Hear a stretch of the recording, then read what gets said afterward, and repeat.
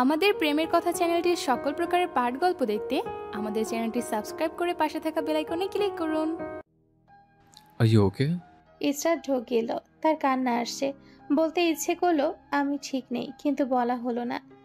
গলায় কান্না দলা পাকিয়ে আটকে গেল কথা। জাইন আবার জিজ্ঞেস করলো। Are you okay, Israt? Israt কিছু বলতে পারলো না, গলায় বাঁধা কান্নার তোড়ে।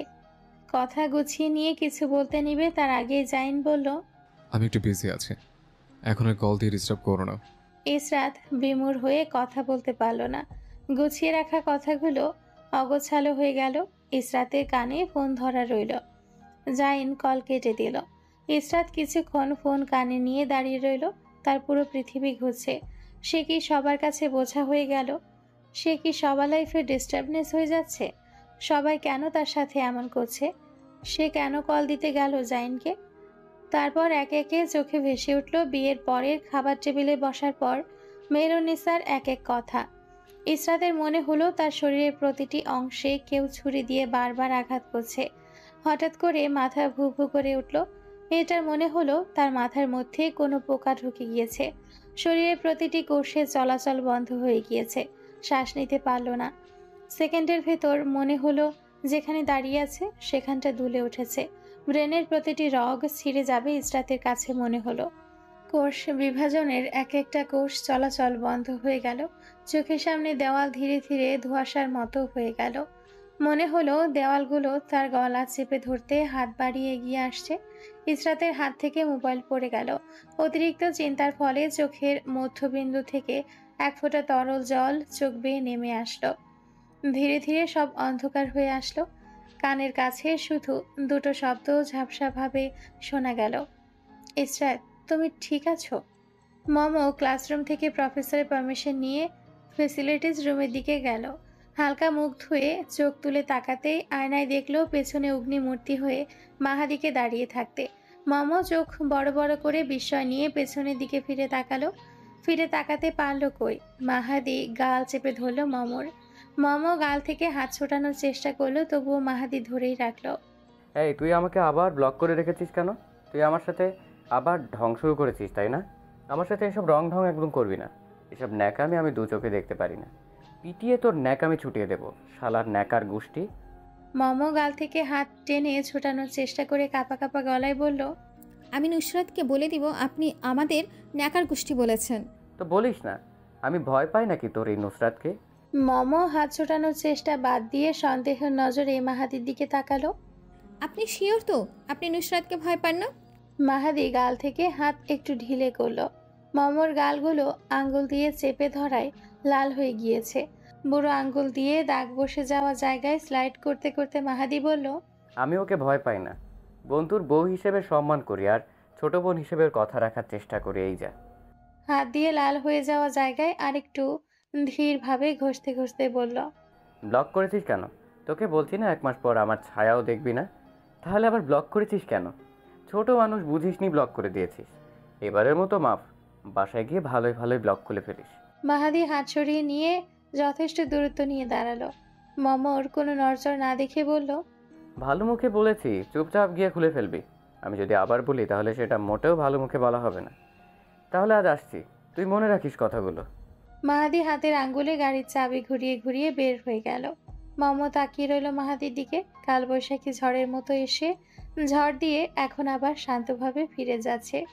অফিস থেকে কাজ শেষ করে নুসরাত একা একা বের হয়ে আসলো। কোনো রিক্সা খুঁজে না পেয়ে রাস্তার পাশ ঘেঁষে হাঁটতে লাগলো।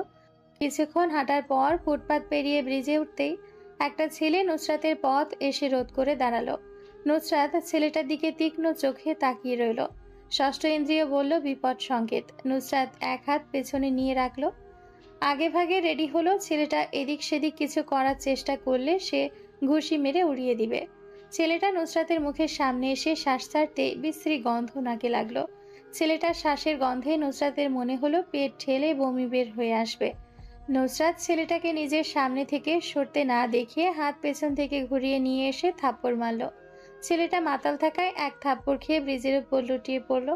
নুসরাত ছেলেটাকে ওইভাবে ফেলে রেখে এগিয়ে যেতে লাগলো, কিন্তু ছেলেটা নুসরাতকে যেতে দিল না। পেছন থেকে এসে হাত চেপে ধরল। শর্ট টেম্পার নুসরাত আর এদিক সেদিক না তাকিয়ে ছেলেটার মেইন পয়েন্টে লাত মেরে ব্রিজের পাশে ফুটপাতে ফেলে দিল। ছেলেটা নিজের গোপন অঙ্গ চেপে ধরে ব্রিজে শুয়ে কাতরাতে লাগলো। নুসরাতের মোটেও দুঃখ লাগলো না, আরও দুটো লাত মেরে ক্ষান্ত হলো। পা থেকে স্লিপার খুলে টপাটপ গালে বাড়ি দিতে লাগলো, হাতের সাথে মুখও চলল। আর জীবনে মেয়েদের সাথে পাঙ্গা নিবি? তোর আজ ভবিষ্যতে আমি অন্ধকার করে দিব শালা। মেয়েদের হাত ধরিস? এই পর্যন্ত কতটা মেয়ের হাত ধরেছিস বল? ছেলেটা রাস্তায় পড়ে কাতরাতে লাগলো। মুখ দিয়ে গুঙিয়ে ব্যথাতুর শব্দ বের করতে নুসরাত হাঁটু ভাঁজ করে বসলো। গালে হাত দিয়ে থাপড় মেরে বলল, চুপ, গুঙ্গাবি না। গুংড়িয়ে নিজেকে অবলা প্রমাণ করতে চাস? তুই নিরীহ, আমি তোর উপর অত্যাচার করছি, থাপড়ে গাল লাল করে দিব। তুই গুংড়ানো বন্ধ করবি না? এবার তোর ওই জায়গায় মেরে আমি সারা জীবনের জন্য অন্ধকার করে দেব। এতক্ষণ যতটুকু ঠিক ছিলি, এবার মনে হচ্ছে আর ঠিক থাকবি না।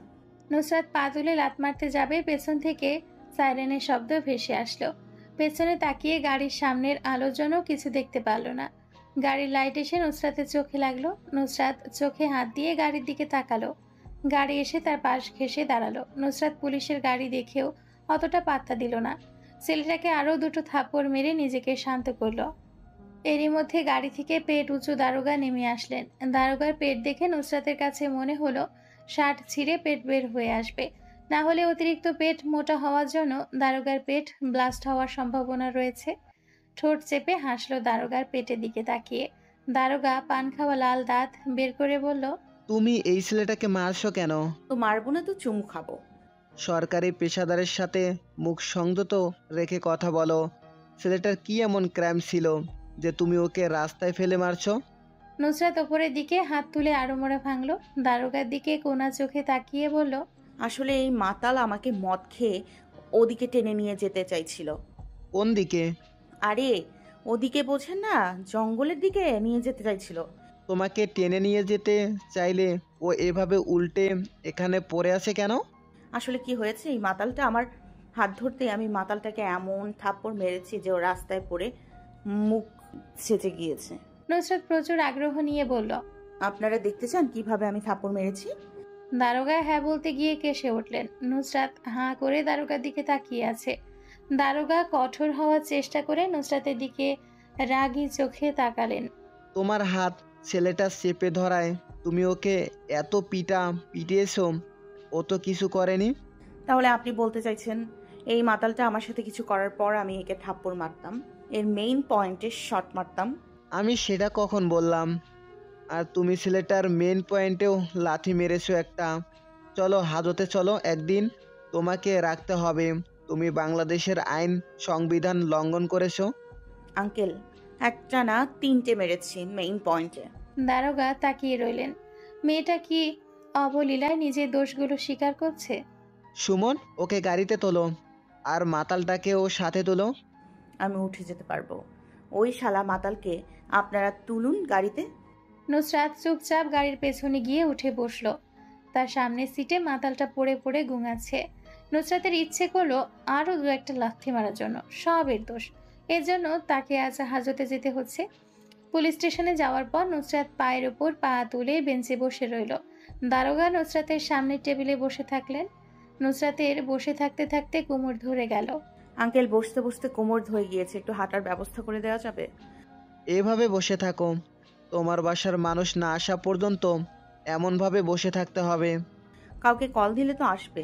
আপনি কাউকে বলেছেন কল দিয়ে আমাকে ধরে নিয়ে আসতে হাজতে? লোকটা মাথা নাড়ল। কাউকে তো বলা হয়নি। মেয়েটাকে যে সে ধরে নিয়ে এসেছে। গম্ভীর গলায় বললেন দারোগা, তোমার বাবার নাম্বার দাও। নুসরাত নাসির সাহেবের নাম্বার দিতে গিয়েও আটকে গেল। চোখে ভেসে উঠল অগ্নিমূর্তি হয়ে নাসির সাহেব এসে তাকে এখানে উড়াধুরা থাপ্পড় শুরু করলেন। তারপর থাপড়ে থাপড়ে বাড়িতে নিয়ে গেলেন। সবার সামনে বেদ দিয়ে পেটালেন। আরশ পেছনে দাঁড়িয়ে মুচকি মুচকি হাসছে। সে বিবাহিত হয়েও বাবার হাতে মার খাচ্ছে, এটা মেনে নেওয়া যায় না। এসব ভাবতে নুসরাতের হাত গালে চলে গেল। মাথা থেকে ঝেড়ে ফেলে দিল বাবার নাম্বার দেওয়ার কথা। নুসরাত মিনমিন স্বরে বলল, বাবার নাম্বার দিতে যাবো কেন, আমার স্বামী আছে। দারোগা নাম্বার বলতে বললেন। নুসরাত গলার স্বর নরম থেকে নরম করে বলল, আমি কল দিই আমার স্বামীকে। আঙ্কেল প্লিজ এই আরজিটা রাখুন। দারোগা কি মনে করে উঠে আসলেন নিজের চেয়ার থেকে। নুসরাতের দিকে ফোন এগিয়ে দিয়ে নুসরাতের পাশে দাঁড়িয়ে রইলেন। নুসরাত গলার স্বর করুণ করে কল করলো আরশকে। আনোর নাম্বার থেকে কল দেখে আরশ প্রথমে কল পিক না করে কেটে দিল। কেটে দিয়ে ফাইল দেখতে ব্যস্ত হলো। নুসরাত লাগাতার কল দিতে লাগলো। নুসরাতের পাশে দাঁড়িয়ে থাকা পেট উঁচু দারোগা থু করে পানির পিক ফেলে বিরক্তির চোখে নুসরাতের দিকে তাকালেন। নুসরাত ভুড়িওয়ালা দারোগার দিকে একবার চোখ তুলে তাকিয়ে হে হে করে বাঁকা হেসে আবারও কল দিতে লাগলো। এবার আরশ কল পিক করে বজ্রকণ্ঠে ধমক দিয়ে উঠল। কি চাই? কল কেটে দেওয়ার পরও বারবার কল দিচ্ছেন কেন? হ্যালো ভাইয়া, শুনছেন? আরশ ফোন কান থেকে নামিয়ে নাম্বারের দিকে একবার তাকালো। আবারও কানে নিতে নুসরাত বলল, ভাই একটা লোকেশন পাঠাচ্ছি, একটু কষ্ট করে তাড়াতাড়ি আসুন প্লিজ। আরশের ভ্রু আর একটু বাকিয়ে গেল। নুসরাত এত সুমধুর কণ্ঠে তাকে যাওয়ার জন্য বলছে কেন? এখানে নিশ্চিত কোনো গড়বড় আছে। কি হয়েছে তাড়াতাড়ি বল। এত মিষ্টি করে আমাকে ডাকা হচ্ছে কেন? আসলে ভাইয়া কি হয়েছে? নুসরাত একে একে সব কাহিনী খুলে বলতে লাগলো। আরশের কাছ থেকে হেল্প পাওয়ার আশায় মিনমিন করে বলল, প্লিজ ভাই একটা সই করে নিয়ে যান আমাকে। আব্বা আসলে আমার আজ পৃথিবী থেকে টাটা বাই বাই করে দেবে। আমি পারবো না।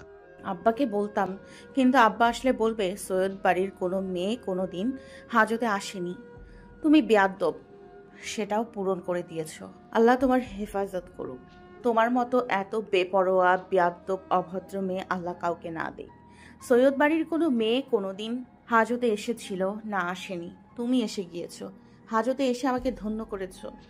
এবার আমার মাথার ওপর বসে তবলা বাজাও। তুমি আমার মান সম্মান ধুলোয় মিশিয়ে দিলে। তোমার মতো বজ্জাত সৈয়দ বাড়ির ভিতর দ্বিতীয়টা নেই। আব্বার এসব কথা শুনে যখন আমি হিহি করে হেসে দিব, তখন তিনি বলবেন, আবার নির্লজ্জ, আবার এখানে দাঁড়িয়ে দাঁত কেলিয়ে হাসছো, লজ্জা করে না এত বড় কাজ করে হাসতে? আরশ কি একটু হাসলো, হয়তোবা হাসলো। কপালে হাত চেপে ধরে ফোন থেকে একটু মুখ দূরে নিয়ে গিয়ে গলা পরিষ্কার করে নিল। নুসরাতের মুখের ওপর বলল, আমি পারবো না। নিজে নিজের ব্যবস্থা করে নে। তুই মানুষ পিটাতে যাস কেন? আমি বলেছি তোরে মানুষ পিটানোর জন্য? আরশ নুসরাতের ফোন রেখে দিল মুখের ওপর। নুসরাত ফোন কতক্ষণ কানে লাগিয়ে রেখে সামনে নিয়ে আসলো। আরশের নাম্বারের দিকে তাকিয়ে থেকে দাঁত কিরমির করে চিৎকার করে গালি দিল, কুকুরের বাচ্চা, তুই আমার জামাই হতেই পারিস না, শালা বদমাস। লাগবে না তোরে আমার। আমি নিজেই এখান থেকে ছুটে যাব। আসিস আমার সাথে চুম্মাচাটি করতে, মুখ ভেঙে নকশা বদলে দিব। তুই কেন? তোর মুখ তোর বউও চিনবে না। নুসরাত গালাগাল করে মুখ তুলে তাকাতে দেখলো দারোগা সাহেব তার দিকে অদ্ভুত চোখে তাকিয়ে আছেন। নুসরাত হে হে করে বোকা হাসলো দারোগার দিকে তাকিয়ে। নিজে সাফাই গিয়ে বলল, আসবে না বলেছিল তো, তাই একটু টেম্পার হাই হয়ে গিয়েছে। স্লিপিং টাং হয়ে বকা দিতে গিয়ে গালি বের হয়ে গিয়েছে, বুঝতেই পারছেন তো। স্বামী স্ত্রীর ব্যাপার স্যাপার। নুসরাত দাঁত কেলিয়ে হেসে আবার কল দিল। কল দিতে আরশ কল পিক করলো। বোঝাই গেল ফোন হাতে নিয়ে বসেছিল নুসরাতের দ্বিতীয়বার কলের অপেক্ষায়। নুসরাত দাঁতে দাঁত কিরমির করে আরশকে কিছু বলার সুযোগ না দিয়ে বলল, আপনি আসবেন না আমাকে হাজত থেকে নিতে? না। আগে কথা শেষ করতে দিন, পরে কথা বলুন। আরশ মুখে হাত দিয়ে বসে রইল। নুসরাত গলা পরিষ্কার করে গলার স্বর নামিয়ে বলল, আপনি যদি আমাকে আজ নিতে না আসেন, তাহলে আমি আমাদের সোসাইটির মসজিদে গিয়ে অ্যানাউন্স করব আপনি আমার গালে গলায় ঠোঁটে চুমু খেয়েছেন এবং আপনি আমার ঘুমিয়ে থাকার সত্ত্বেও সুযোগ নিয়েছেন। তাই নিজের সম্মান বাঁচাতে চাইলে ঝটপট চলে আসুন তো। তোর এটা বলার অ্যাবিলিটি আছে তো? আপনি সেটা ভালোই জানেন। এবার আরশ কল কাটলো না। নুসরাত ভাব নিয়ে কল কেটে দারোগার দিকে ফোনে গিয়ে দিল। তোমার স্বামী আছে। নুসরাত খুশি মনে মাথা নাড়ল। আরশ স্তব্ধ হয়ে ফোনের দিকে তাকিয়ে আছে। এটা বউ নাকি অন্য কিছু? নিজের স্বামীকে ব্ল্যাকমেল করছে? আরশ মাথায় হাত দিয়ে বসে রইল। কিছুক্ষণ পর টনক নড়তে হন্তদন্ত পায়ে হাতে গাড়ির চাবি আর মানিব্যাগ নিয়ে বের হয়ে গেল। দারোগা নুসরাতের মোবাইল জব্দ করেছেন, তাই নুসরাত পা তুলে বসে দুপা জড়িয়ে বসে আছে বেঞ্চের উপর। দারোগা এদিকে নিজের মোবাইল দেখছেন আর নুসরাতের মোবাইল নিয়ে তার সামনে রেখে দিয়েছেন। নুসরাত নিজের জায়গা থেকে উঠে গিয়ে বারান্দার পাশে দাঁড়ালো। দারোগাকে সাবওয়ে সাফারি খেলতে দেখে নুসরাত চিৎকার করে উঠল, আরে আঙ্কেল, সাবওয়ে সাফারি খেলছেন, আমিও খেলি। প্লিজ একবার আমাকে দিন টাইম পাস করার জন্য। দারোগা নুসরাতকে ধমকে বসিয়ে দিলেন। নুসরাত করুণ মুখ অনেকক্ষণ বসে থেকে দারোগাকে বলল, আপনি খুবই নিষ্ঠুর। আপনার মেয়ের বয়সে একটা অবলা বাচ্চাকে খেলতে দিচ্ছেন না। প্লিজ আঙ্কেল, খেলতে দিন। একবার আপনি, একবার আমি, আপনি শেষ হলে আমি, আমি শেষ হলে আপনি। এভাবে গেম খেলতে দারুণ লাগে। একবার ট্রাই করে দেখতে পারেন। প্লিজ আঙ্কেল, প্লিজ দিন। দারোগা কিছু বলতে যাবে, নুসরাত বলল, প্লিজ আঙ্কেল, না করবেন না। লোকটা দেওয়ালে পানির পিক ফেলে নুসরাতের দিকে তাকালেন। নুসরাত হাত মুখের কাছে জোর করে বসে আছে, বারবার চোখের পাতা ফেলে হ্যাঁ বলার জন্য বলছে। আচ্ছা আসো, সামনের চেয়ারে বসো। তুমি শেষ হওয়ার পর আমাকে দিবে, চিটিং করবে না। নুসরাত দুপা তুলে দারোগা চেয়ারের সামনে বসলো। দারোগা সাউন্ড বাড়িয়ে দেওয়ার জন্য বললেন। নুসরাত সাউন্ড বাড়িয়ে দিয়ে খেলতে লাগলো। দারোগা এর মধ্যে সুমনকে দিয়ে চকলেট বিস্কুট আর ড্রিঙ্কও আনিয়ে নিলেন। নুসরাত বিস্কুট মুখে পুরে খেতে খেতে গেম খেলায় মনোযোগী হলো। দারোগা নুসরাতকে জিজ্ঞেস করলেন, তোমার স্বামী কি করে? বিজনেসম্যান। তোমার ছেলে মেয়ে কয়জন? নেই আঙ্কেল, সিঙ্গেল লাইফ এনজয় করছি। তোমার স্বামী কেমন? নুসরাত এবার চুপ হয়ে গেল। তার দেওয়ার মতো কোনো উত্তর নেই। একটু অন্যমনস্ক হয়ে ভাবতে শেষ হয়ে গেল। দারোগা নুসরাতের হাত থেকে মোবাইল নিয়ে নিলেন। এবার নুসরাত ওনাকে জিজ্ঞেস করলো, আপনার সন্তান কয়জন? আল্লাহর রহমতে এক মেয়ে আছে। নুসরাত ঠোঁট বাঁকিয়ে হাসলো। দারোগা নিচ থেকে বললেন, মেয়ের বিয়ে দিয়ে দিয়েছি, মেয়ের এখন একটা ছেলেও আছে। নুসরাত মুচকি হাসলো। বিস্কুট একসাথে তিনটে মুখে পুরে বসে রইল। মুখে পড়ার জন্য কথা বলতে পারল না। দারোগা এর মধ্যে শেষ হয়ে গেলেন। নুসরাত পা নাচিয়ে নাচিয়ে খেলতে লাগলো গেম। দারোগা নুসরাতকে আরো প্রশ্ন করলেন। নুসরাত ধীরে ধীরে সব কথার উত্তর দিল। হঠাৎ বাহিরে গাড়ির শব্দ শোনা গেল। গাড়ির শব্দ শুনেও নুসরাতের বিশেষ ভাবাবেগ হলো না। আরশ পা চালিয়ে ভেতরে এসে যা দেখলো তাতে তার চক্ষু চড়ক গাছ হয়ে গেল। নুসরাত দুপা তুলে চেয়ারের উপর বসে আছে, মোবাইল নিয়ে গেম খেলছে, মুখে বিস্কুট দিয়ে ঠাসা। টেবিলের উপর ড্রিঙ্ক ও জুসের বোতল পড়ে আছে। দারোগা হেসে হেসে নুসরাতের সাথে আলাপ করছেন, নুসরাতও আলাপ করছে দারোগার সাথে। আরশ গম্ভীর গলায় বলল, দিব্যি আছিস তো এখানে, তাহলে আমাকে কল দিয়েছিস কেন? নুসরাতের মুখে বিস্কুট থাকায় কথা বলতে পারল না। বিস্কুট আস্ত গিলার চেষ্টা করলো যাতে কথা বলতে পারে। বিস্কুট ঠিকমতো গলথকরণ না করে দ্রুত কথা বলতে গিয়ে বিষম লেগে কেসে উঠল। দারোগা হাত বাড়িয়ে জুসের বোতলে গিয়ে দিলেন। নুসরাত নিতে গেল। আরশ এসে দারোগার হাত থেকে জুসের বোতল টেনে নিয়ে বোতলের মুখ খুলে নুসরাতের মুখে ধরল। আমার স্ত্রীর জন্য আমি আছি। ছোট্ট একটা শব্দ, কিন্তু এর ভেতর দায়িত্বশীলতা আর কর্তব্যের বহিঃপ্রকাশ ঘটল। নুসরাত চোখ তুলে তাকাতেই আরশ ইশারা করলো জুস পান করার জন্য। নুসরাত নিজেকে ধাতস্থ করে বোতল আরশের হাত থেকে নিয়ে মিনমিন করে বলল, আমি পারবো খেতে। রাতের বেলায় মেশিনারি জিনিস দিয়ে আবৃত রুম। ইসরাত নিভু নিভু চোখে তাকিয়ে আবারও চোখ বুজে নিল। নাকে ফিনাইলের গন্ধ আসছে, সাথে মাথা যন্ত্রণায় মাথা ছিঁড়ে যাচ্ছে। আবার চোখ খুলে তাকালো। ঝাপসা চোখ ঘুরিয়ে ঘুরিয়ে রুমটা দেখলো। সাদা পর্দা উঠছে বাহিরের হালকা বাতাসে। চারিদিক থেকে শুধু কানে ভিপ ভিপ শব্দ আসছে। জানালার বাহিরে চোখ দিল ইসরাত। স্নোফল হচ্ছে। স্নোফলের কারণে সামনে বিস্তৃত জায়গায় সাদা হয়ে আছে। ইসরাত সামনের দিকে তাকিয়ে থাকতে থাকতে চোখের কোণ গলে এক ফোঁটা পানি বের হয়ে আসলো। শূন্য চোখে জানালার দিকে তাকিয়ে থেকে চোখ ফিরিয়ে নিয়ে আসলো। ডাক্তার এসে ঢুকলো ক্যামেলিয়ার সাথে কথা বলতে বলতে কেবিনের ভেতর। ডাক্তার কিছুক্ষণ কথা বলে চলে গেল কেবিনের বাহিরে। ইসরাত যতটুকু বুঝলো, অতিরিক্ত চিন্তা আর স্ট্রেস নেওয়ার ফলে প্যানিক অ্যাটাক করেছে। ইসরাত ক্যামেলিয়ার দিকে নির্লিপ্ত চোখে তাকিয়ে চোখ সরিয়ে নিল। ক্যামেলিয়া ইসরাতের পাশের টেবিল থেকে ফ্রুটস হাতে নিয়ে নাইফ দিয়ে কাটতে লাগলো। ইসরাতকে ইশারা করলো ফ্রুটস খাওয়ার জন্য। ইসরাত একবার ভাবলেশীন নজরে ফ্রুটসের দিকে তাকিয়ে অনীহা নিয়ে দৃষ্টি সরিয়ে নিল।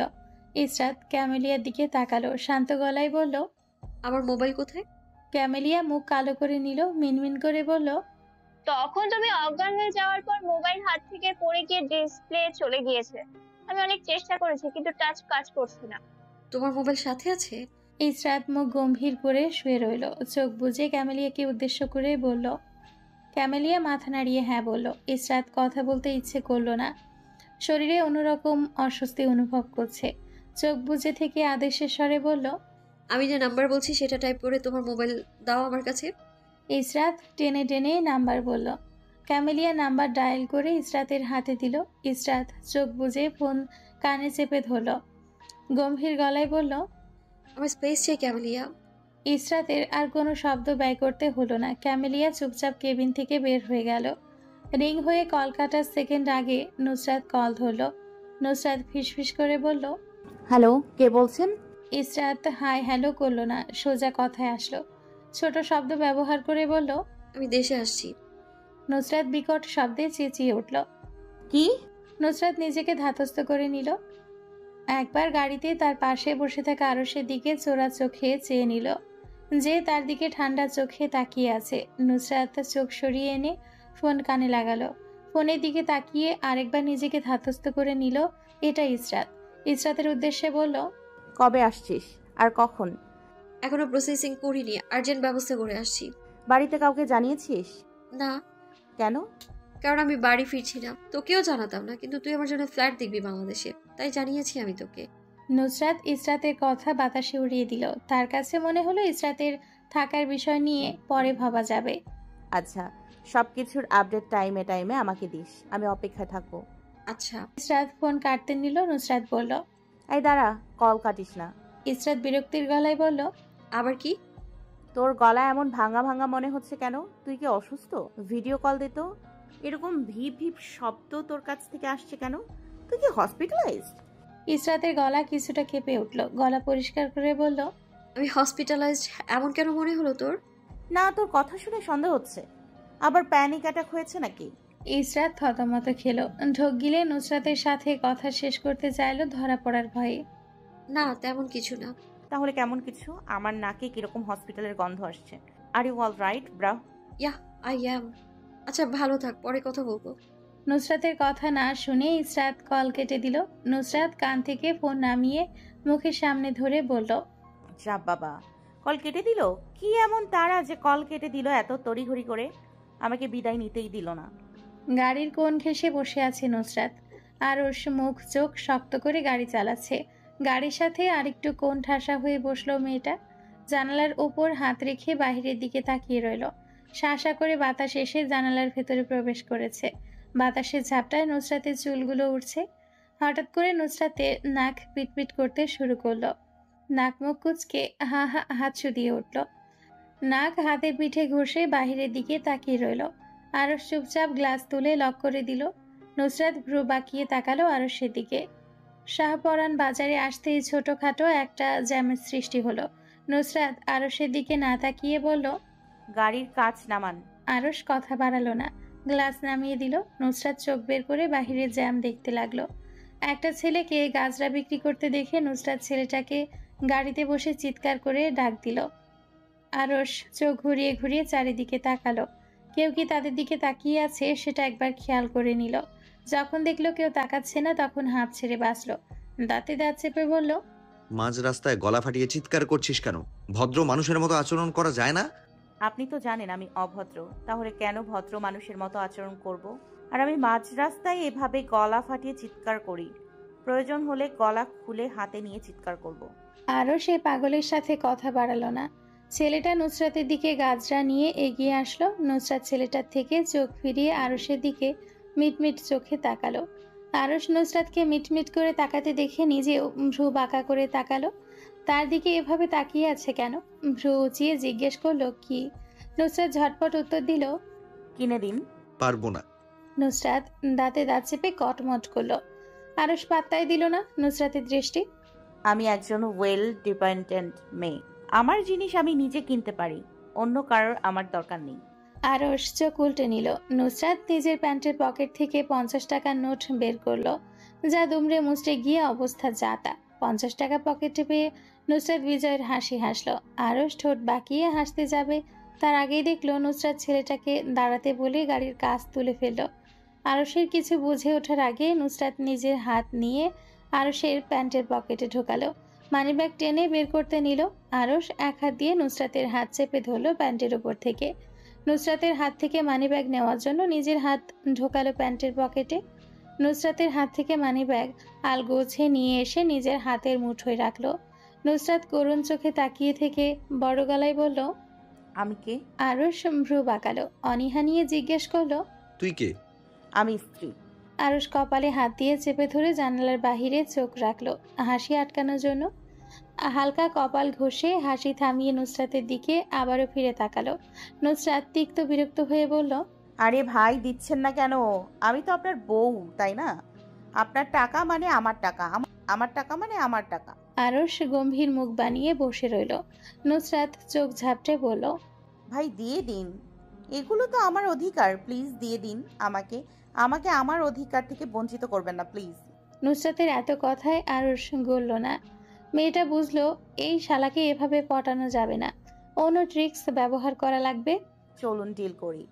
আপনি আমাকে গাজরা কিনে দেবেন, আমি আপনাকে এর বদলে আপনি যা চাইবেন তা একটা কিছু দিব, দুটো না।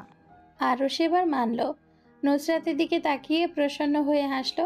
গ্লাস নামিয়ে আরুষ ছেলেটাকে তার দিকে আসার জন্য বলল, কত টাকা? বেশি না ভাই, একটা মাত্র 70 টাকা। একটু বেশি দাম। নুসরাত গালি দিতে গিয়ে মুখে আটকালো। ধীরে ধীরে বলল, কিপ্টের বংশধর। কয়টা গাজরা নিবি? এই তো একটা। একটা দিয়ে কি করবি তুই? ভিডিও বানিয়ে ইনস্টাগ্রামে স্টোরি দিব। 10টা গাজরা সব দিয়ে দাও। আরুষ নুসরাতের দিকে হাত পাতল। নুসরাত ভ্রু উঁচিয়ে নিল। বুঝলো না আরুষ কেন হাত পেতেছে। 50 টাকা দে। নুসরাতের মুখ লটকে গেল। মুখ হাঁ করে এগিয়ে দিল 50 টাকা। মিনমিন করে বলল, 50 টাকাও দিতে হবে? আরুষ উত্তর দেওয়ার প্রয়োজন বোধ করল না। ছেলেটার হাতে দুটো 500 টাকা নোট গুজে দিল। নুসরাতের থেকে নেওয়া 50 টাকা মানিব্যাগে রাখলো। দাও গাজরা। ছেলেটা সব গাজরা এগিয়ে দিল আরুষের দিকে। আরুষ হাত বাড়িয়ে গাজরাগুলো নিল। নুসরাত হাত বাড়ালো গাজরা নেওয়ার জন্য। আরুষ দিল না। কি দিচ্ছেন না কেন? দাঁড়া, গাড়ি একপাশে সাইড করে দিচ্ছি। আরুষ জ্যাম ছুটতেই গাড়ি রাস্তার একপাশে সাইড করলো। নুসরাত অধীর আগ্রহ নিয়ে গাজরার দিকে তাকিয়ে আছে। তার বর্তমানে সব আগ্রহ গাজরার দিকে। নুসরাত, হুম। ডিলের কথা মনে আছে? জি। তাহলে ডিল পূরণ কর। নুসরাত চোখ তুলে তাকালো আরুষের দিকে। আরুষকে তার দিকে গভীর চোখে তাকাতে দেখে নুসরাত চোখ সরিয়ে নিল। ছন্নছাড়া দৃষ্টি ফেললো এদিক সেদিক। আবার ফিরে আরুষের চোখে চোখ স্থির করলো না। আরুষের চোখে আজ কিছু আছে যা নুসরাতের ভেতর নাড়িয়ে দিয়েছে। চোখের পাতা অগোছালো ভঙ্গিতে ফেললো মেয়েটা। আমার দিকে তাকা। নুসরাত তাকালো না। আজ আরুষের দিকে তাকালে তার সর্বনাশ নিশ্চিত। অগোছালো ভঙ্গিতে এদিক সেদিক চোখ ঘুরালো। তবুও একবারের জন্য আরুষের পানে তাকালো না। আরুষ ডিফ গলায় বলল, তাকাবি না তাই তো? আচ্ছা ঠিক আছে, গাজরা নিবি নাকি আমি ফেলে দিব? নুসরাত নিজেকে ধাতস্থ করে নিল। বুক ভর্তি করে শ্বাস টেনে নিল। এবার নির্লিপ্ত চোখ তুলে তাকালো সামনে বসা ছেলেটার দিকে। আরুষের দিকে তাকাতেই বুক কেঁপে উঠল। তবুও নিজেকে স্বাভাবিক রেখে চুপচাপ দৃষ্টিতে দৃষ্টি মেলালো। আমি এখন যা করব তার জন্য আমি পারমিশন নেব না। তুই বলেছিস তুই আমাকে একটা কিছু দিবি, তো এখন তা আমি নেব। প্যাচাল না করে বলে ফেলুন কি নেবেন। নুসরাতের কথা মুখে আটকে গেল। পরের কথা আর বলতে পারল না। আরুষ নুসরাতের খোপা করা চুলগুলো চেপে ধরে টেনে নিয়ে আসলো সামনের দিকে। নুসরাত চুপচাপ চোখ মুখ স্বাভাবিক রেখে প্রশ্নাত্মক দৃষ্টিতে চাইল। আরুষ কিছু বিড়বিড় করে নুসরাতের আর তার মাঝে দূরত্ব ঘুচিয়ে দিয়ে নিচের ঠোঁটে সফট চুমু খেলো। মেয়েটা মাথা আরেকটু টেনে সামনের দিকে আনলো। ঠোঁটে চুমু খেতে যাবে নুসরাত থামিয়ে দিয়ে বলল, একটা কিছু দিব বলেছি, আপনি তো দুটো নিয়ে নিচ্ছেন। কথা শেষ করার আগেই আরুষ ঠোঁটের ভাঁজে ঠোঁট গলিয়ে দিল। নুসরাত কোনো ধরনের রেসপন্স করলো না। নুসরাতকে রেসপন্স করতে না দেখে আরুষ ঠোঁটে কামড় মারল। নুসরাত আরুষের হাতে থাপ্পড় মারল। আরুষকে ছাড়তে না দেখে আরুষের মাথা এক হাত দিয়ে পেছনের দিকে ঠেলতে লাগলো। কাজ হলো না। আরুষ ছাড়লই না। আরও ধীরভাবে নুসরাতের মাথা চেপে ধরে নিজের সাথে রাখলো। জাইন অ্যাপার্টমেন্টে এসে ঢুকলো। ক্লান্ত হয়ে সোফায় বসে পড়ল।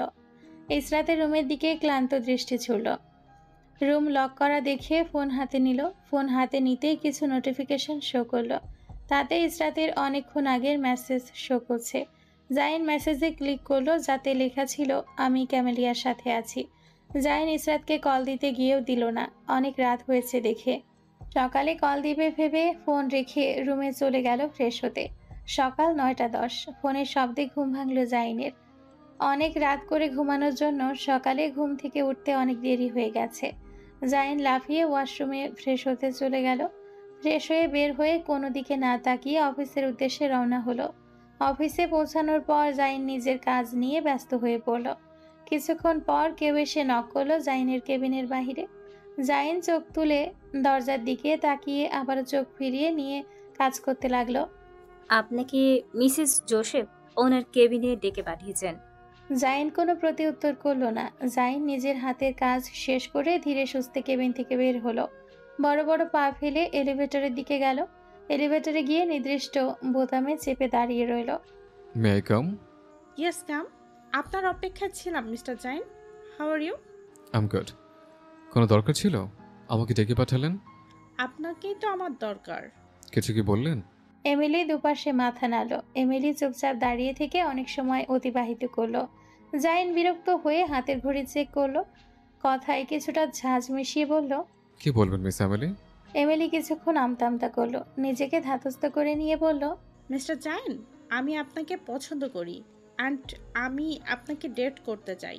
জাইন কিছুক্ষণ এমিলির দিকে শান্ত চোখে তাকিয়ে বলল, I am married, you know that.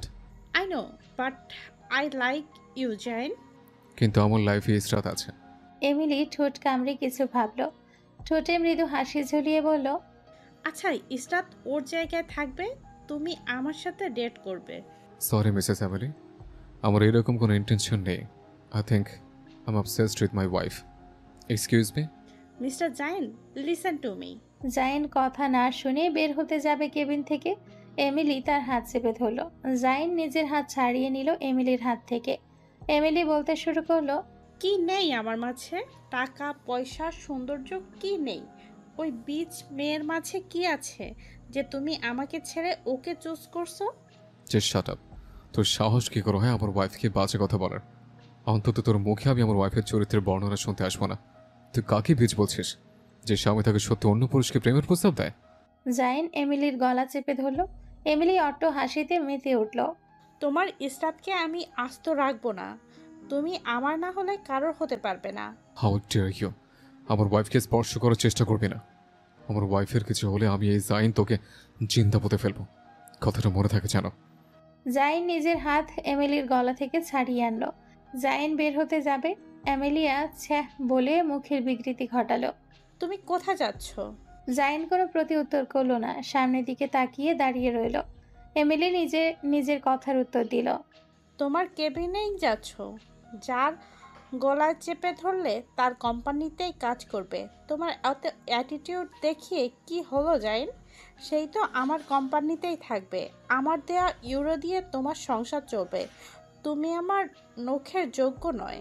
তোকে কে বলেছে আমি কেবিনে যাচ্ছি? আর তোর মনে হয় এই জাইন হেলাল তোর মতো থার্ডলেস মানুষের কোম্পানিতে কাজ করবে? Go to hell with your fucking company. তাহলে কোথায় যাচ্ছ? তোকে বলতে বাধ্য নয়।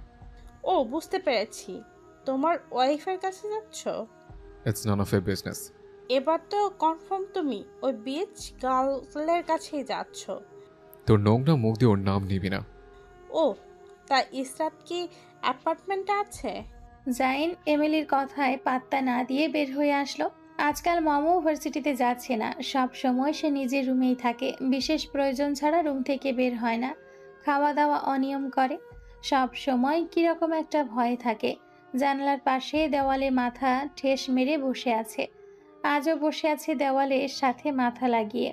হঠাৎ ফোনের শব্দে ওর ধ্যান ভাঙে। ফোন হাতে নিয়ে দেখে সেই বিরক্তিকর ব্যক্তি।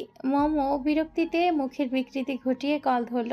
কল ধরতে সে বিরক্তিকর স্বর এসে কানে লাগলো। কি করছিলি? কল ধরতে এত লেট কেন হলো? মমো বরাবরের মতো চুপ থাকলো। কি হলো? কথা বলছিস না কেন? খাওয়া দাওয়া করেছিস? একটা কথা বলার ছিল। বল। আমি শুনলাম আপনার মা আপনার খালাতো বোনের সাথে আপনার বিয়ে দিতে চায়। তাহলে আপনি আমার পিছনে এরকম পড়ে আছেন কেন? মা বিয়ে করবে নাকি আমি বিয়ে করব? মা সংসার করবে নাকি আমি সংসার করব? বিষয় এটা না। আপনারা তো ব্রাহ্মণবাড়িয়ার মানুষ। এখন আপনার মা যদি আমাকে কুপিয়ে মেরে ফেলে তাহলে? এই আমি মাহাদি, বেঁচে থাকতে তোকে কেউ হাত লাগাতে পারবে না। আর ভুল করে যদি কেউ হাত দেয় আমি পুরো দুনিয়া এক করে দেবো তোর কিছু বলে। আপনাকে আমার পছন্দ না, আমি কেন আপনাকে বিয়ে করতে যাব? শুনো মে, এই মাহাদি যা চায় তা পেয়ে তবে হাল ছাড়ে। আর না পেলে? আমি ধ্বংস করে দেই। তা যতই আমার শখের জিনিস হোক না কেন, তুইও আমার শখের। আমাকে এমন কিছু করতে বাধ্য করিস না। আপনি কি আমাকে থ্রেট দিচ্ছেন?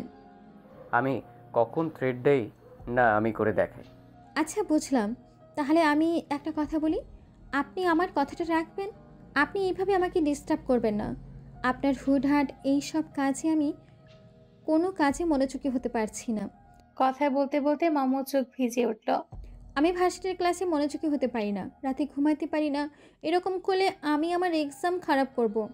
আমি আমার একটা ব্রাইট ফিউচার গড়তে চাই। এখন আমার কি করা উচিত? তোকে কিভাবে সাহায্য করব? আমি চাচ্ছি আমার পড়াশোনা শেষ করে এইসব নিয়ে ভাবার জন্য। তাই এখন আপনি যদি... মমো আর কিছু বলতে হলো না, মাহাদি বুঝে নিল। ঠিক আছে, কথা হবে যখন পড়া লেখার পার্ট তোর চুকিয়ে যাবে তখন। তাহলে আজ ভালো থাক, রাখছি। আর অবভিয়াসলি নিজের খেয়াল রাখবি। এখন যেমন গুলুমুলু আছিস, পরেও যেন এরকম থাকিস। আল্লাহ হাফেজ। দেখা হবে তাহলে 1 বছর পর। জাইন অফিস থেকে বিধ্বস্তের মতো বের হয়ে পার্কিং এরিয়ার দিকে গেল। গাড়ি স্টার্ট দিয়ে ফুল স্পিডে গাড়ি চালাতে লাগলো। রাস্তা খালি, কিন্তু ট্রাফিক সিগন্যাল রেড লাইট দেখা গেল। জাইন না তাকিয়ে ট্রাফিক সিগন্যাল ভেঙে চলে গেল। পেছন থেকে ট্রাফিক পুলিশ জাইনকে ইশারা করলো দাঁড়ানোর জন্য। জাইন কোনো কিছু পরোয়া না করে অ্যাপার্টমেন্টের উদ্দেশ্যে ছুটে চলল। অ্যাপার্টমেন্টে পৌঁছে জাইন লক খুলে ইসরাতের রুমের দিকে গেল, যা পুরোপুরি খালি। জাইন ফোন বের করে ইসরাতকে কল দিতে লাগলো। ইসরাতের ফোন বন্ধ দেখাচ্ছে। জাইন প্রচণ্ড রাগে ফোন মাটিতে আছড়ে ফেলে দিল। অ্যাপার্টমেন্ট থেকে বের হয়ে ক্যামেলিয়া রেস্টুরেন্টের দিকে রওনা দিল জাইন। লিও রেস্টুরেন্টের কাউন্টারে বসেছিল। জাইনকে দেখে উঠে দাঁড়ালো। ইসরাত কোথায়?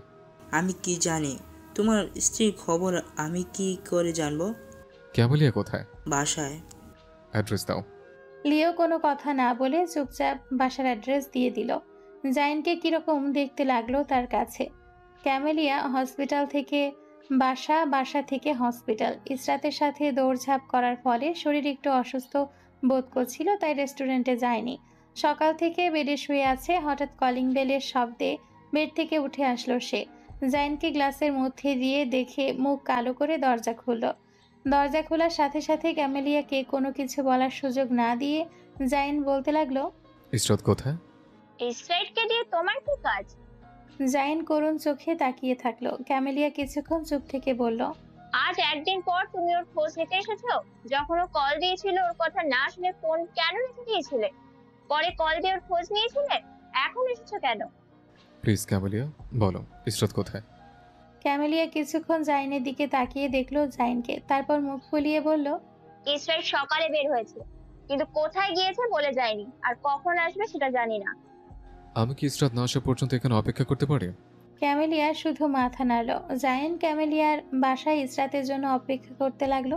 সোফার উপর মাথায় হাত দিয়ে চেপে বসে রইল। ঘন্টার পর ঘন্টা কেটে গেল। সকাল গড়িয়ে বিকেল, বিকেল গড়িয়ে রাত হয়ে গেল, তবুও ইসরাত আসলো না। হঠাৎ কলিং বেল বেজে উঠল। জাইনের মনে ক্ষীণ আশার আলো ফুটে উঠল, হয়তো ইসরাত এসছে। জাইন ক্ষীণ আশা নিয়ে উঠে দাঁড়ালো, কিন্তু জাইনের আশায় পানি ঢেলে বাসায় লিও এলো। জাইন লিওকে দেখে মুখ কালো হয়ে গেল। পকেটে হাত দিয়ে মোবাইল বের করতে নিবে, মনে হলো সকালে মোবাইল আছাড় মেরে ফেলে এসেছে অ্যাপার্টমেন্টে। রাগে নিজের মাথার চুল ছিঁড়তে ইচ্ছে হলো। জাইন আসছি বলে ক্যামেলিয়ার বাসা থেকে বের হয়ে গেল। বাসা থেকে বের হয়ে গিয়ে বাসার দিকে শূন্য চোখে কিছুক্ষণ তাকিয়ে থেকে চোখ সরিয়ে নিল। চোখ জ্বলছে তার। ল্যাম্পপোস্টের হালকা আলোয় জাইনের চোখ লাল হয়ে যাওয়া শিরাগুলো দেখা গেল। জাইন নিজের শরীর কোনো রকম টেনে নিয়ে গিয়ে গাড়ি স্টার্ট করলো। গাড়ি স্টার্ট দিয়ে সামনে যেতেই বিপরীত রাস্তা দিয়ে ইসরাত আসলো। ক্যামেলিয়ার বাসার গেট খুলে ধীরে সুস্থে ভেতরে গেল। মেইন দরজা খোলা থাকতে দেখে ইসরাত ভ্রু কুঁচকে ভেতরে ঢুকলো। পা থেকে শু খুলে শু র্যাকে শু রাখলো। ভেতরে প্রবেশ করে আরাম করে বসে মোজা খুলতে নিবে, ক্যামেলিয়া এসে পাশে বসলো।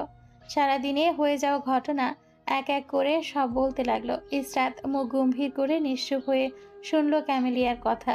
কথার বিপরীতে কোনো কথা বলল না। পরদিন নুসরাত সুন্দরভাবে সাজগোজ করে রেডি হলো। কল দিয়ে আবিরকে বলল তাদের বাড়িতে চলে আসার জন্য। সকালে নাস্তা করে একসাথে বের হবে। আরশ তখন ফর্মাল শার্ট পরছিল অফিসে যাওয়ার জন্য। নুসরাতকে ফোন দিয়ে আবিরকে দাওয়াত করতে দেখে বিরক্ত হলো। নুসরাত ফর্মাল প্যান্টের ভেতর শার্ট ইন করে পরে নিয়ে গুনগুন করে গান গাইতে লাগলো। আরশ নুসরাতের এত আয়োজন করে শাস্তি দেখে বিরক্ত হলো। এত ঢং করার কি আছে? নুসরাতের দিকে তাকিয়ে গম্ভীর গলায় জিজ্ঞেস করলো, বিশেষ কিছু কি আজ? এমন কেন মনে হলো? আরশ উত্তর দিল না। কাবার্ড খুলে দেখলো কাবার্ডের ভেতরের নতুন কেনা অর্ধেক কাপড় গায়েব।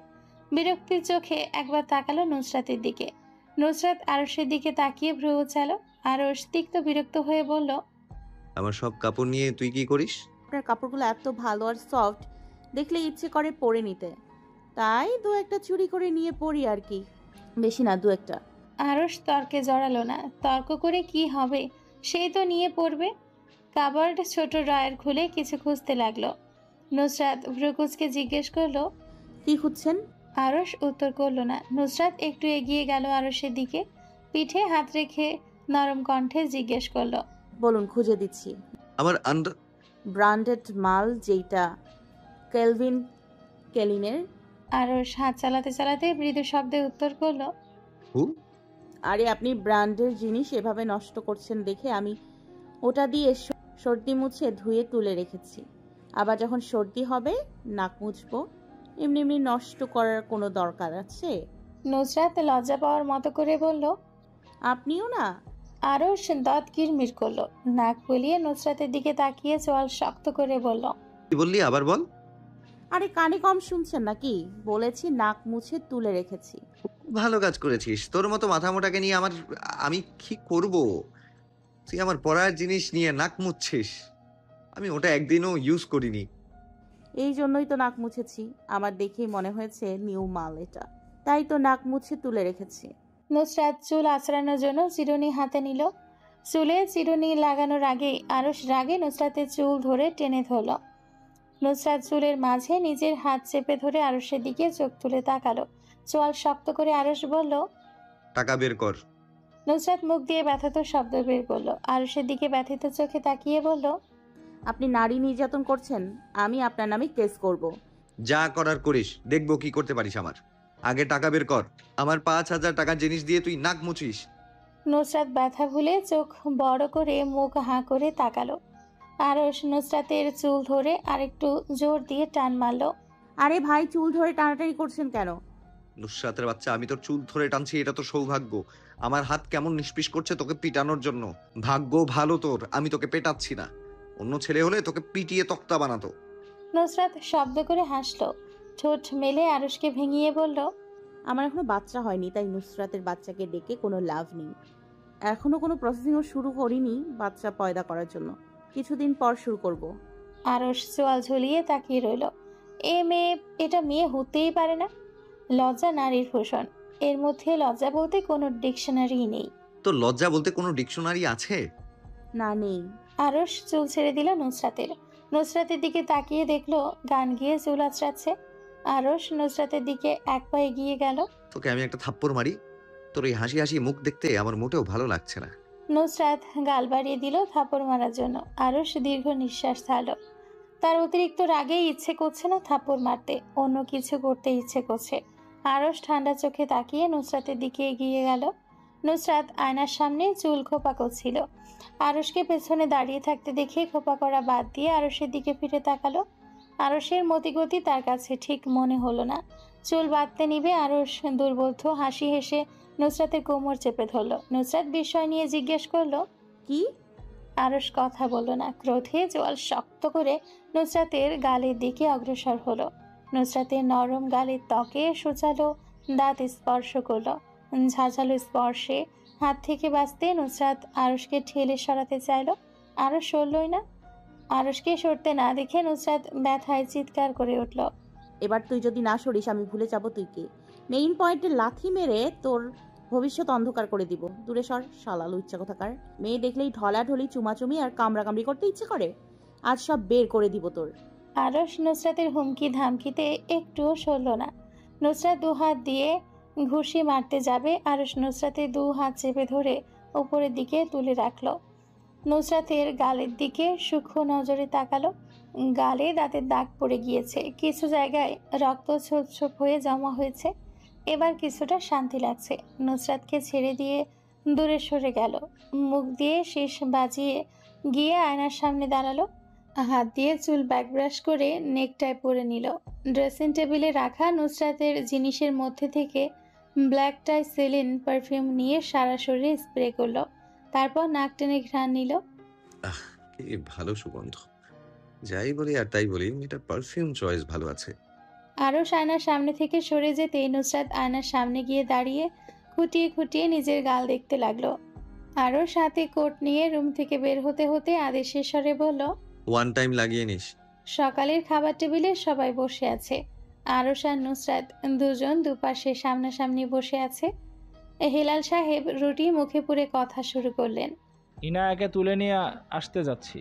নাসির সাহেব সোহেদ কেসে উঠলেন। হেলাল সাহেব বললেন, এই পানি দাও ওদের। নাজমিন বেগম স্বামীর দিকে পানি এগিয়ে দিলেন। নুসরাত সোহেব আর সোহেদের মাঝে বসা, তাই পানির গ্লাস দুজনের দিকে এগিয়ে দিল সে। আই গাধারা, খাবার খেতে গিয়ে বিষম উঠলো কেন? সোহেব আর সোহেদ মুখ লুকালেন। নাসির সাহেব নিজেকে ধাতস্থ করে বললেন, ভাই, এই বয়সে এসে আপনি ছেলেদের বউকে উঠিয়ে নিয়ে আসবেন, এটা কেমন দেখায় না? হেলাল সাহেব বিরক্তির চোখে সবার দিকে তাকালেন। ধমকে উঠলেন সব ভাইকে, তোদের তো আমি এমনি এমনি বলদার গাধা বলি না। তোরা যে এক একটা বড় বড় গাধা, তাতে তোদের কথাই প্রশ্রয় পায়। নাসির সাহেব মুখ কালো করে ফেলেন। সোহেদ হাসি আটকানোর জন্য মুখে রুটি পড়লেন। সোহেব হালকা আর শব্দ করে হেসে দিল। হেলাল সাহেব সোহেবের দিকে আঙ্গুল তুলে বললেন, দেখো আবার গাধার মতো হাসছে। আচরণ দেখো এদের। দুদিন পর ছেলে মেয়ের বিয়ে দিবে, আর এখনও সিরিয়াস কথা নিয়ে দাঁত কালানো হচ্ছে। এটা কোনো হাসির ব্যাপার হলো? গাধা যে গাধা থেকে যাবে। আমি কি বলেছি আমি তুলে নিয়ে আসবো? অনুষ্ঠান করে তুলে নিয়ে আসার কথা বলছি। তোদের ভেঙে কথা না বললে তোরা একটা বলদ, কিছুই বুঝিস না। নুসরাতের দিকে চোখ ফেলে বললেন, তাই না মা? নুসরাত থতমত খেয়ে মাথা নাড়ল। হেলাল সাহেব নুসরাতের দিকে তাকিয়ে আবারও চোখ ফিরিয়ে নিলেন। তারপর আবার তড়াক করে তাকালেন নুসরাতের পানে। পূর্ণ দৃষ্টিতে তাকিয়ে জিজ্ঞেস করলেন, গালে কি হয়েছে? নুসরাতের হাত আপনা আপনিই গালে চলে গেল। গালে হাত রেখে আরশের দিকে নাক বলিয়ে তাকালো। আরশও তাকালো সেম সময়। দুজনের চোখাচোখি হতে নুসরাত বলল, এক মোটা গন্ডার এসে ধাক্কা মেরে ওয়াশরুমে ফেলে দিয়েছে। হেলাল সাহেব মনে করলেন ভুল শুনেছে, আবার জিজ্ঞেস করলেন, কি কি আবার বলো, শুনতে পাইনি। ওয়াশরুমে স্লিপ করে পড়ে গিয়ে বালতিতে লেগে গাল কেটে গিয়েছে। তুই দেখলে ওর গাল ঠিক হয়ে যাবে কি? নুসরাত মুখ ভাঙালো। নিজে করলে দোষ নেই, অন্যরা দেখতে চাইলেই দোষ। আহান মুখ লটকে বসে গেল। আরশ মুখে তাড়াতাড়ি রুটি পড়তে লাগলো। যত তাড়াতাড়ি পালানো যায় এখান থেকে। লিপি বেগম নিশ্চিন্ত গলায় বলল, তোর কি হয়েছে আরশ? এভাবে খাবার খাচ্ছিস কেন? ধীরে সুস্থে খা। মেহরুনিসা নিজের দিকে অ্যাটেনশন ফিরিয়ে নিলেন। সবার খাওয়া ইতিমধ্যে শেষ। হাত টিস্যু দিয়ে মুছে মেহরুনিসার দিকে তাকালেন সবাই। আরশ আর নুসরাত, তোমাকে বিয়ার তো কয় মাস হয়ে গেছে, তাইলে এখনো সুখবর পাই না কে? এই বয়সে এসে তুমি সুখবর যাচ্ছ দাদা? সবাই বিদায় নিলেন। বুঝতে পারলেন মেহরুনিসার কথা। এক কথায় সবাই পালিয়ে গেলেন কাজের কথা বলে। তিনি নাতি নাতনিদের সাথে কথা বলছেন। তারা বড়রা থেকে কি করবে, কখন আবার কি বেফাস কথা বলে ফেলেন মেহরুনিসা। নিজে লজ্জা পাবেন না, কিন্তু তারা লজ্জা পাবে। বাবা চাচাকে চলে যেতে দেখে নুসরাত গলার ভিতর আটকে রাখা কথা ধীরে বলল, এক পা কবরে রেখে তুমি এখন সুখবরের অপেক্ষায় আছো? ছি দাদা, ছি, এটা আশা করিনি তোমার থেকে। আরশ মাকে পাশে দাঁড়িয়ে থাকতে দেখে মুখ নিচু করে পানি খেলো এক চুমুকে সব। নাজমিন বেগম এসে নুসরাতের মাথায় গাঁটটা মারলেন। এসব কোন ধরনের কথা? একজনকে কিছু বললে শুধু তেরা কথা বলবে, আর আরেকজনকে কল দিলেই কলই ধরবে না, আর ধরলে কিছু বললে শুধু হু হা করবে। নাজমিন বেগম চোখের পাশে ওনা দিয়ে মুছলেন। নুসরাত মুখের সামনে রুটি নিয়ে হা করে তাকিয়ে থাকলো। এটা তার মা হতেই পারে না। কথা বলে ভ্যাভা করে শুধু কাঁদে। শরৎ আম্মা, এসব কান্না ভালো লাগছে না। হঠাৎ করে দুঃখ উগাম দিয়ে উঠে যায় তোমার। নুসরাত প্লেটে পানি ঢেলে উঠে দাঁড়ালো। নাজমিন বেগমের পাশ দিয়ে যাওয়ার সময় হাতের মুঠোয় রুমাল দিয়ে চলে গেল। সামনের দিকে তাকিয়ে বলল, ইরহাম তাড়াতাড়ি আয়, গাড়িতে অপেক্ষা করছি। সাথে জনকেও নিয়ে আয় তাড়াতাড়ি। নুসরাত গ্যারেজ থেকে গাড়ি বের করতেই আবির আসলো। নুসরাত বিরক্ত হয়ে বলল, এই তোমার আসার সময় হলো, নাস্তা পাবে না এখন, চুপচাপ পেছনের সিটে বসো, গিয়ে যাও। আবির ভদ্র ছেলের মতো ব্যাক সিটে উঠে বসলো। নুসরাত ফোন বের করে কল করলো কাউকে। কল ধরতেই ওপাশে জনকে কর্কশ গলায় বলল, দুটো ব্রেডে মধু না হলে জ্যাম লাগিয়ে নিয়ে আসবি। এই রাক্ষসী, এই তো এত খাবার খেয়ে গেলি, আবার ব্রেড খাবি? তোর পেট ওটা নাকি নৌকা? যদি না নিয়ে আসিস লাথ মেরে সৌরজগতের বাইরে সেটেলাইটে পৌঁছে দিব। ইরহামের কথা না শুনে নুসরাত ফোন রেখে দিল। আবির চুপচাপ নুসরাতের দিকে তাকিয়ে রইল। এর মধ্যে ইসরাতের কল আসলো। নুসরাতের কথা শেষ হতে আরশ আর ইরহাম এসে গাড়িতে বসলো। নুসরাত গাড়ি স্টার্ট দিল, যত তাড়াতাড়ি সম্ভব গাড়ি চালাতে লাগলো। এই অফিসের রাস্তায় না গিয়ে অন্য রাস্তায় যাচ্ছিস কেন? চুপচাপ বসে থাক, এত কথা বলিস কেন? আমি ড্রাইভার, আমি যেখানে নিয়ে যাব সেটাই তোর গন্তব্য। ইরহাম আর কোনো কথা বলল না। এই পাগলকে কোনো কিছু বললে কোনো লাভ হবে না, তাই চুপ হয়ে বসে রইল। এয়ারপোর্টে পৌঁছে নুসরাত চারিদিকে তাকাতে লাগলো। ইসরাত এখনো বের হয়নি। ইরহাম অবাক হয়ে জিজ্ঞেস করলো, এয়ারপোর্টে আমরা কি করছি? নুসরাত ইরহামের কথার উত্তর না দিয়ে উকিঝুঁকি মারতে লাগলো। এরকম উকিঝুঁকি মারছিস কেন? 15 মিনিট ধরে এক জায়গায় বসে থাকতে থাকতে কোমর ব্যথা হয়ে যাচ্ছে। বসে না থেকে হাঁটলেই হয়, তাহলে তো আর কোমর ব্যথা হয় না। প্রায় আধা ঘন্টা পরে ইসরাত বহির্গমন দিক থেকে বের হলো। নুসরাত দৌড়ে গিয়ে টর্নেডোর মতো ইসরাতকে জড়িয়ে ধরলো। ইসরাত হালকা করে হেসে নুসরাতের পিঠে হাত রাখলো। ইরহাম আর আরশ ইসরাতের পানে হাঁ করে তাকিয়ে আছে। চোখের ভুল মনে করে চোখ পিটপিট করে আবার চোখ মেলে তাকালো। ইসরাত আগের তুলনায় একটু বেশি সুন্দর হয়ে গিয়েছে ইরহামের কাছে মনে হলো। অপার্থিব দৃষ্টিতে জ্ঞান হারানো লোকের মতো তাকিয়ে রইল। ইরহাম মন্ত্রমুগ্ধের মতো সামনের অগ্রসর হলো। ইসরাত নুসরাতের থেকে দৃষ্টি সরিয়ে ইরহামের পানে তাকালো। ইরহামের দিকে তাকিয়ে অধর প্রসারিত করে হাসলো। ইরহামের এখনো বিস্ময় কাটেনি। ইসরাত ইরহামের মাথার চুল হাত দিয়ে এলোমেলো করে দিল, তবুও ইরহাম ইসরাতের দিকে তাকিয়ে থাকলো। নুসরাত বিরক্ত হয়ে ইরহামের কোমরে লাত মেরে বলল, এরকম হ্যাবলা কান্তের মতো তাকিয়ে আছিস কেন? মনে হচ্ছে চোখ খুলে পড়ে যাবে, ঠিক করে তাকা। ইসরাত আরশের সাথে হালকা হেসে কুশল বিনিময় করলো। নুসরাতের কি যেন মনে হলো, তাই গাড়ির দিকে দৌড়ে চলে গেল। গাড়িতে আরশের কিনে দেওয়া গাজরাগুলো ছিল, সেগুলো নিয়ে আসলো। গাজরাগুলোর এক পাশ হালকা শুকিয়ে গেছে। গাজরাগুলোর মধ্যে 2-3টে গাড়ির সামনে রাখলো। একটা ইসরাতের মাথার উপর রাখলো আর দুটো ইসরাতের মাথায় পরিয়ে দিল। মেরে প্যারে বেহনা, ইয়ে তুমহারে লিয়ে হ্যাঁ। সময় এবং সুযোগ দুটো থাকা সত্ত্বেও আমি আপনার জন্য কোনো বুকেট কিনে আনিনি। এইগুলো দিয়ে কাজ চালিয়ে নিচ্ছি।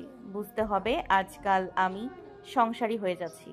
আমার প্রিয় বোন, তুমি এগুলোর ওপরে হেঁটে আমার জীবন ধন্য করো। ইসরাত নুসরাতের কাণ্ডে হেসে এগুলোর ওপর দিয়ে হেঁটে গেল। আরশ মুখ কালো করে গাজরার দিকে তাকিয়ে থাকলো। গাড়ির কাছে দাঁড়িয়ে ইসরাত নুসরাতের উদ্দেশ্যে বলল, তোকে যে অ্যাপার্টমেন্ট দেখে রাখতে বলেছিলাম, তুই কি তার ব্যবস্থা করলি? কিসের অ্যাপার্টমেন্ট? আমরা বাড়িতে যাচ্ছি। নুসরাত, আমি কোনো ফাজলামোর মুডে নেই। আমি বাড়ি যাচ্ছি না। তুমি বাড়িতে যাবে না? না। তুই বাড়িতে না গেলে আমি এই যে এখানে আজ শুয়ে পড়ব, নইলে এই ট্রাকের নিচে শুয়ে নিজের জীবন বিসর্জন দিয়ে দিব। এখন আমি মরলে দায়ভার সব তোর আর আরশের। আরশ ভ্রু কুঁচকে তাকালো।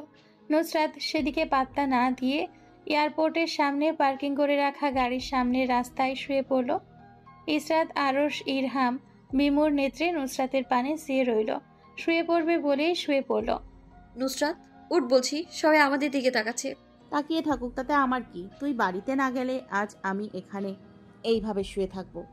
ইসরাত চারিদিকে একবার চোখ ঘুরিয়ে তাকালো। এয়ারপোর্টে থাকা অনেক মানুষ তাদের দিকে তাকিয়ে আছে।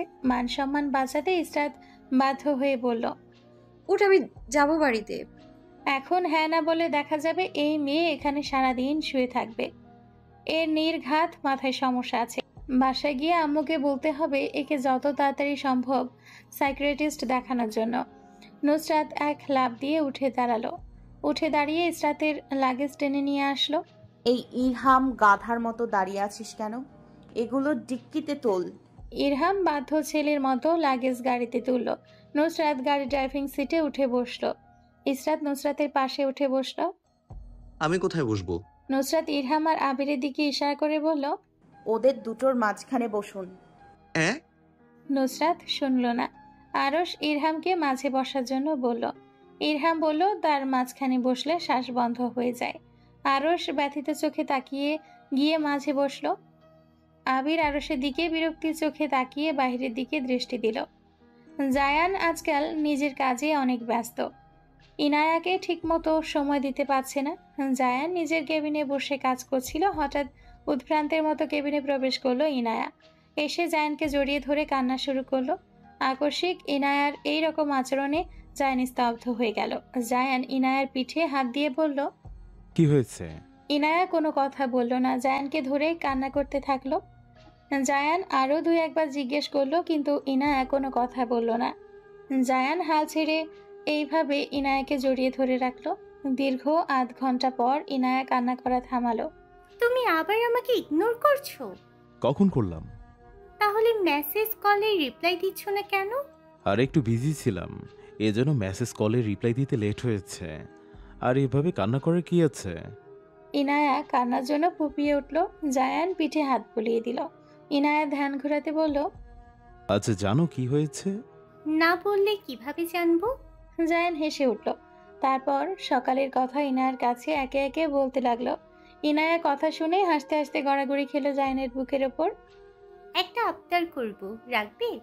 শুধু বলো, তোমার জন্য নিজের প্রাণও হাজির করে দেব। ফিল্মি ডায়লগটাও বন্ধ করো।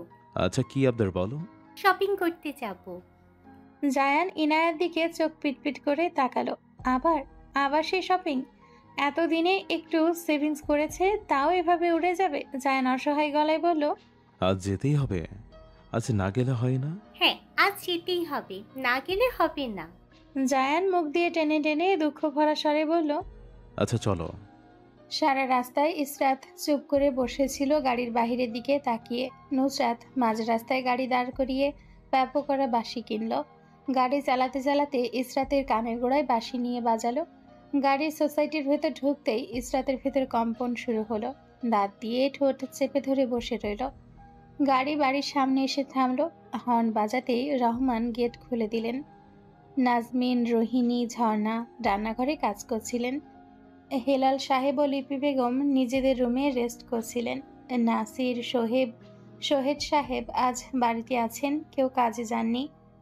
ইসরাত এখনও গাড়িতে বসে আছে। ওর কেন জানি বাড়ির ভেতর যেতে ইচ্ছে করছে না। নুসরাত গাড়ি থেকে নেমে প্যাপ ও বাঁশি বাজাতে লাগলো। বাঁশির শব্দে বাড়ির ভেতর থেকে সবাই বের হয়ে আসলেন। নাসির সাহেব নুসরাতকে বাঁশি বাজাতে দেখে জোরসে একটা ধমক দিলেন। নুসরাত এক দৌড় দিয়ে আরশের পেছনে লুকালো। হেলাল সাহেব নাসির সাহেবকে উল্টো ধমক দিয়ে বললেন, ওকে এরকম ধমক দিচ্ছিস কেন? হেলাল সাহেব নুসরাতের দিকে তাকিয়ে বললেন, কিরে মা, এরকম বাঁশি বাজাচ্ছিস কেন, কি হয়েছে? হেলাল সাহেবের আশকরা পেয়ে নুসরাত এক লাফে গাড়ির কাছে গেল। গিয়ে গাড়ির দরজা খুলে ইসরাতকে টেনে গাড়ি থেকে বের করলো। সারপ্রাইজ! সবাই ইসরাতের দিকে অবাক দৃষ্টিতে তাকিয়ে আছে। সবার এই রকম দৃষ্টি দেখে ইসরাতের কেমন জানি লাগলো। নাজমিন বেগম ইসরাতকে দেখে আবেগে আপ্লিত হয়ে ইসরাতকে জড়িয়ে ধরে কান্নায় করে দিলেন। ধীরে ধীরে সবাই এসে ইসরাতের সাথে কুশল বিনিময় করলো। নুসরাতের বাঁশির শব্দে মেহরুন্নিসাও বাড়ির বাইরে এসেছেন। তিনি ইসরাতকে দেখে প্রথমে অবাক হলেও পরে চারিদিকে জাইনকে খুঁজতে লাগলেন। এই মাইয়া, আমার নাতিটা কই? মেহরুন্নিসার প্রশ্নে সবাই ইসরাতের দিকে তাকালো জিজ্ঞাসা দৃষ্টিতে। ইসরাত কোনো প্রতি উত্তর করলো না। তাকে কোনো কথা বলতে না দেখে আরশ বলল, ও অনেক জার্নি করে এসেছে, ওকে কি তোমরা এইভাবে দাঁড় করিয়ে রাখবে? পরে না হয় জেনে নিবে ভাইয়া কোথায় বা কেন আসেনি। হেলাল সাহেবও তারা দিলেন ইসরাতকে ভেতরে নিয়ে যাওয়ার জন্য। আরশ ইসরাতের লাগেজ নিয়ে ওর রুমে রেখে আসলো। ইসরাতকে ফ্রেশ হওয়ার জন্য ওর রুমে পাঠিয়ে দিলেন নাজমিন বেগম। নিজে লেগে পড়লেন রান্নার কাজে। কতদিন পর মেয়েটা কাছে পেয়েছেন, তাই আজ তিনি মেয়ের পছন্দের রান্না করবেন বলে ঠিক করেছেন। ইসরাতের ট্রলি টেনে উপরে নিয়ে গেল ইরহাম। আরশ ইসরাতের কাছ থেকে বিদায় নিয়ে বাসা থেকে বের হয়ে গেল অফিসের উদ্দেশ্যে। নুসরাতকে টেনে নিয়ে যেতে চাইলো, কিন্তু নুসরাত গেল না। সে আজ বাড়িতেই থাকবে, কোনোভাবে বাড়ির বাহিরে এক পাও ফেলবে না। ইরহামের এক কথা, নুসরাত না গেলে সেও যাবে না। নুসরাত তার ডুড এক পা না ফেললে সেও এক পা ফেলবে না। অগত্যা আরশ অফিসে একাই গেল। ইসরাত ফ্রেশ হয়ে শুয়ে পড়ল। নিজের বাড়ি, নিজের রুম, নিজের বিছানাতে শুয়ে শান্তির নিঃশ্বাস ফেল। চোখ বুঝতেই নুসরাত ঝড়ের গতিতে রুমে এসে প্রবেশ করলো। নুসরাত কোনো কুশল বিনিময় ছাড়া কথা শুরু করলো। জানিস কি হয়েছে? না বলে জানবো কি করে? হ্যাঁ তাই তো, তাই দাঁড়া বলছি। দাঁড়াতে পারবো না, এভাবেই বল। নুসরাত বিরক্ত হয়ে থাপড় মারল ইসরাতকে। ইসরাত হালকা শব্দ করে হাসল, হাতের বাহুতে ঘষতে ঘষতে বলল, আচ্ছা কি বলবি বল, আমি শুনছি। জাইন জানে তুই দেশে আসছিস। ইসরাত সময় নিল, চোখ খুলে একবার নুসরাতের পানে তাকিয়ে আবারও চোখ বুজে নিল, ধীর কণ্ঠে বলল, না। নুসরাত ও বলে মাথা নাড়ল। হঠাৎ কিছু মনে হতেই তড়া করে ইসরাতের দিকে তাকালো, ব্যথিত গলায় জিজ্ঞেস করলো, তোর পড়াশোনা তো মাঝ নদীতেই ডুবে গেছে। কেন? লাস্ট সেমিস্টার তো দিলি না তুই।